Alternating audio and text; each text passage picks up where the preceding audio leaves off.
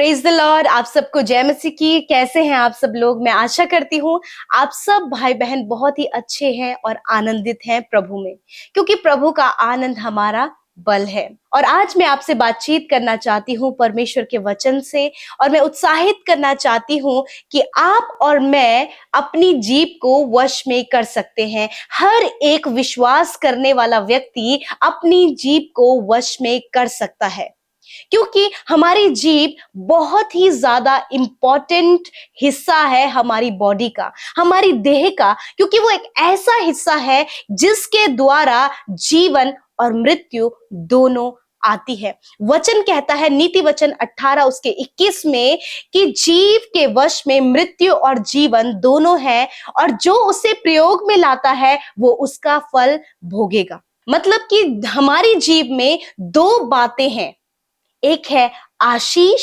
और एक है श्राप।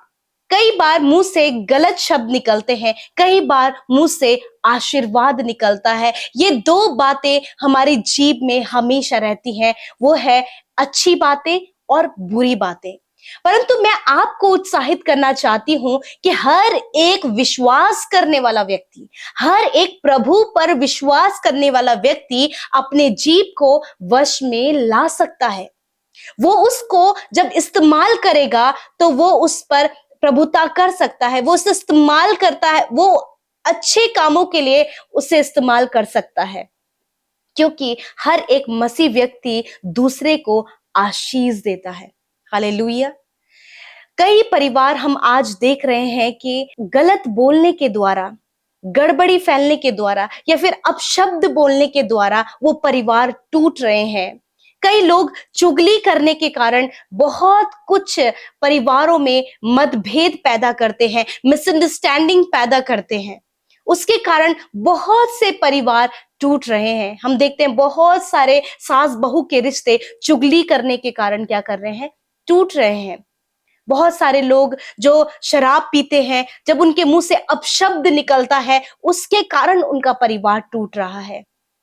बहुत सारे लोग एक दूसरे के बारे में गलत बातें जब बोलते हैं उसके कारण उनके बीच में हमेशा मनमुटाव रहता है। और ये सारी बातें हमारे जीव और ये सारी बातें जीव से निकलती हैं।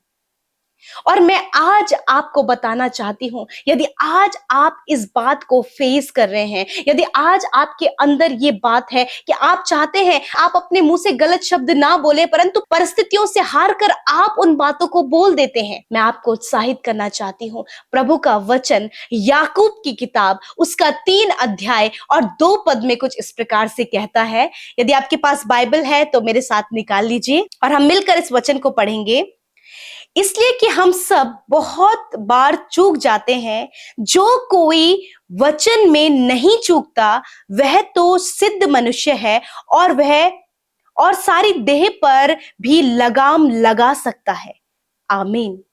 हालेलुया। यहाँ पे लिखा है जो वचन में नहीं चूकता। इट मीन्स जो वचन को हर दिन मेडिटेट करता है, जो वचन पर हमेशा बना रहता है, जो वचन में हर दिन ध्यान करता है, वो अपने जीवन में अपनी देह में लगाम लगा सकता है। क्योंकि जब वो परमेश्वर के वचन को पढ़ेगा, जब वो वचन को समझेगा, सीखेगा, तो वचन में कई ऐसी बातें हैं जो हमें समझाती हैं कि हमें ये नहीं करना है, हमें झूठ नहीं बोलना है, हमें किसी की चुगली नहीं करनी है, किसी की बुराई नहीं करनी है, या फिर किसी के लिए अपशब्द नहीं कहना है, क्योंकि ये सारी बातें हम वचन में पाते हैं। और जो वचन में नहीं चूकता वो अपनी देह में क्या कर सकता है, लगाम लगा सकता है। और देह में, आपकी देह में जीभ एक अंग है, उस पर आप लगाम लगा सकते हैं, क्योंकि आप वचन में बने हैं, क्योंकि आप परमेश्वर के वचन में बने हैं, तो आप अपनी जीभ पर लगाम लगा सकते हैं। यदि आप अपने बोलने के द्वारा, आप गलत बात बोलने के द्वारा बहुत ज्यादा स्ट्रगल कर रहे हैं, यदि आपके परिवार में ऐसा कोई व्यक्ति है, तो जरूर से आप उसे प्रभु के बारे में बताएं, प्रभु के इस वचन के बारे में बताएं कि आप अपनी जीभ पर कंट्रोल कर सकते हैं। जीवन और मृत्यु आपके मुंह में है, जीवन और मृत्यु आपके मुंह में है। और यदि कोई उसे काम में लाना जानता है, यदि आप परमेश्वर के वचन के अनुसार अपने जीभ को इस्तेमाल करेंगे, तो आप उसके फल को भोगेंगे। यदि आप किसी को आशीष देते हैं, तो वो आशीष आप उसके जीवन में देखेंगे। यदि आप दूसरों को उत्साहित करते हैं, दूसरों के लिए प्रार्थना करते हैं, अपने जीभ को आप अपने वश में ला रहे हैं परमेश्वर के वचन के अनुसार, यदि आप ये निर्णय लेते हैं कि नहीं, मैं गाली नहीं दूंगा, या फिर मैं किसी की चुगली नहीं करूंगा, यदि या फिर मैं किसी के जीवन में गड़बड़ी नहीं फैलाऊंगा, या फिर मैं किसी के लिए गलत शब्द नहीं बोलूंगा, तो आप परमेश्वर के वचन के अनुसार अपने जीवन में उस लगाम को लगा रहे हैं। जैसे कि जब घोड़े के मुंह पर लगाम लगाया जाता है, तो हम उस डायरेक्शन में उसे ले जा सकते हैं जहां की हमें चलना है। यदि घोड़े के मुंह में लगाम नहीं है, तो वो कहीं भी जा सकता है अपनी मर्जी के अनुसार। पर यदि अगर उसके मुंह पर लगाम लगाई गई है, तो हम जहां मर्जी वहां उसे घुमा सकते हैं। उसी प्रकार यदि हम अपने जीभ में कंट्रोल कर सकते हैं, वो है परमेश्वर के वचन के अनुसार, प्रभु की कही हुई बातों के अनुसार हम अपने जीवन में उस जीभ पर लगाम लगा सकते हैं। यदि आप ऐसी बातों को फेस कर रहे हैं, तो आज प्रभु के वचन पर फोकस करें, प्रभु के वचन को अपने जीवन में लाएं। आप उस बुराई से, उस चुगली से, गड़बड़ी फैलाने से, मिसअंडरस्टैंडिंग क्रिएट करने से आप बच जाएंगे। रिश्तों को आप बनाने वाले, रिस्टोर करने वाले बन जाएंगे, और प्रभु का वचन ऐसा करने में आपकी सहायता करेगा, और आप अपनी जीभ को वश में ला पाएंगे। प्रभु का वचन इस बात को कहता है कि जो वचन में नहीं चूकता, वो अपने शरीर, अपनी देह पर लगाम लगा सकता है, और आपकी देह का एक अंग है, वो है जीभ। सो मैं आशा करती हूं कि आप समझ गए हैं किस प्रकार आप अपनी जीभ पर लगाम लगा सकते हैं। सो प्रभु आपको इस वचन के द्वारा बहुत आयत से आशीष दे। आइए प्रार्थना करें। यीशु, मैं प्रार्थना करती हूँ इन भाई बहनों के लिए प्रभु जी।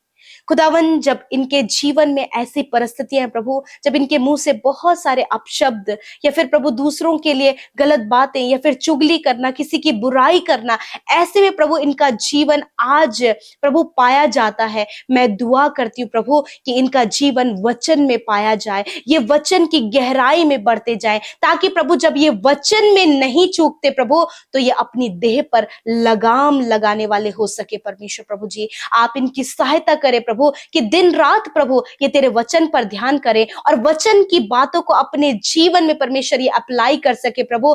ये प्रभु ठट्टों में उड़ाने से, प्रभु दूसरों को ठट्टों में उड़ाने से, गड़बड़ी फैलाने से, चुगली करने से, अपशब्द बोलने से परमेश्वर पिता प्रभु ये दूर होने पाए, और प्रभु तेरे वचन की कही हुई बातों को अपने जीवन में अप्लाई करने पाए। धन्यवाद करते प्रभु। यदि आज ऐसी बातें आपके लोगों के जीवन में है, यीशु मसीह नासरी के नाम से उन बातों को मैं कमांड करती हूँ, इसी वक्त इन भाई बहनों के जीवन को छोड़कर जाओ यीशु के नाम से। खुदा, ये आपके वचन में बढ़े, और ये अपनी जीभ पर लगाम लगाने पाए, और अपने जीभ से प्रभु आशीर्वाद, अच्छी और भली बातों को निकालने पाए। धन्यवाद परमेश्वर, आपने हमारी प्रार्थनाओं को सुना, उत्तर हाँ आमीन में दिया। यीशु के नाम से प्रार्थना को मांगते हैं।